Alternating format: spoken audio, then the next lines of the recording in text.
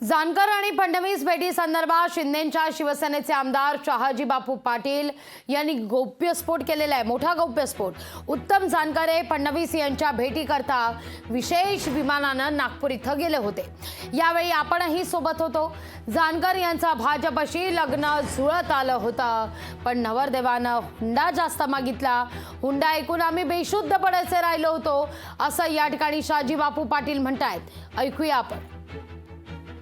ज्याची त्याची कर्म, ज्याची त्याला फळ। उत्तमरावच्या कर्माचं फळ भगवंत त्याला देईल। पण मला माळशिरस तालुक्याची जनता उत्तमरावपेक्षा ज्यादा माहीत आहे। उत्तमरावला मी इयत्ता 12वीत असताना राजकारणात मी रात्री 11ला जाऊन प्रवेश करून पद दिले।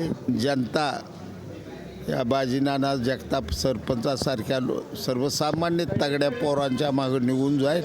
उत्तमराव मोकळा होईल।